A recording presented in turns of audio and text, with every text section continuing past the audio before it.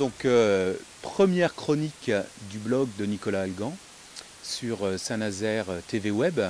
Donc le sujet que je souhaite aborder avec vous aujourd'hui, c'est un sujet en fin de compte que j'ai eu en formation il y a quelques années dans le cadre du métier d'animateur, et c'est quelque chose qui m'anime au quotidien, que ça soit dans ma profession ou que ça soit aussi bien sûr dans ma vie personnelle.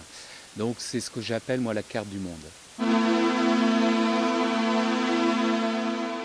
Donc la carte du monde, qu'est-ce que c'est? La carte du monde, c'est un concept qui existe déjà depuis pas mal de temps. Et en fin de compte, l'idée de ce concept-là, c'est de se dire que chaque personne, chaque être humain est constitué de sa propre carte du monde.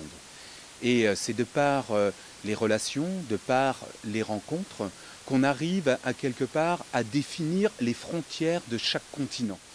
Alors l'idée, c'est que tout simplement dans la rencontre, dans l'échange, dans la discussion qu'on peut avoir avec l'autre, eh bien qu'on ait derrière, dans notre esprit, l'idée de découvrir sa carte du monde, la carte du monde de celui qu'on a en face de soi. Donc cela va faciliter quoi en fin de compte? L'idée, c'est que ça facilite eh bien, la tolérance, ça facilite quelque part une certaine ouverture. Car chaque personne est constituée de sa propre carte du monde, et le fait de connaître l'autre, d'essayer de découvrir un petit peu comment il a été construit, comment il a été, quelque part, de découvrir son environnement socio-culturel, eh bien ça va faciliter la relation avec l'autre. Et l'idée, c'est que tous les préjugés qu'on peut avoir, eh bien de ce fait, vont se déconstruire, puisqu'on sera beaucoup plus attentif, puisqu'on sera beaucoup plus dans l'écoute, ce que j'appelle un peu l'écoute active, c'est-à-dire une écoute non pas simplement dans le sens ouvrir une oreille, mais dans le sens aussi de comprendre l'autre. En fin de compte, le fait de comprendre, de mieux comprendre l'autre, de mieux le connaître, eh bien c'est une étape qui va permettre de faciliter beaucoup l'échange. On va être plus dans le questionnement, on va être plus dans la reformulation, on va essayer vraiment de s'intéresser à l'histoire de l'autre, s'intéresser, je le répète, à sa carte du monde. La relation ainsi s'établit de manière plus sereine, de manière en prenant ce que j'appelle un peu de recul. Donc comme je le disais tout à l'heure, c'est un moyen de casser les préjugés.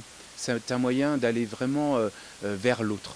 Et pour moi, c'est la meilleure des solutions au jour d'aujourd'hui, dans ce monde de communication, dans ce monde de multicommunication. Il est important de revenir à l'essentiel. Et l'essentiel, eh bien, c'est l'homme. L'essentiel, c'est la relation avec l'autre. Et pour moi, c'est important de pouvoir souligner ça. C'est-à-dire que pour éviter des erreurs, pour éviter des incompréhensions, pour éviter des préjugés, c'est important de pouvoir continuer à discuter avec l'autre, mais discuter du face-à-face, discuter dans le respect de l'autre, discuter dans l'écoute active, discuter afin de détruire tous ces préjugés, donc d'essayer vraiment de comprendre l'autre, de comprendre sa propre carte du monde.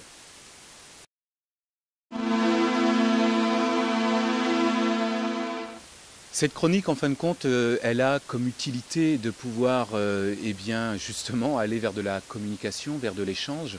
Donc n'hésitez pas à donner votre point de vue, n'hésitez pas à même, pourquoi pas, me contredire, là-dessus il n'y a pas de souci. Donc c'est une philosophie, elle est partagée ou elle ne l'est pas. En tout cas, moi, c'est ce qui m'anime. La prochaine fois qu'on essaiera de se voir avec Badre pour continuer une autre chronique, eh bien, le sujet qui sera abordé, ça sera plus l'association, parce que je trouve que c'est un sujet important au jour d'aujourd'hui. C'est pour moi le vivier, un vivier du lien social. Donc ça sera l'engagement associatif.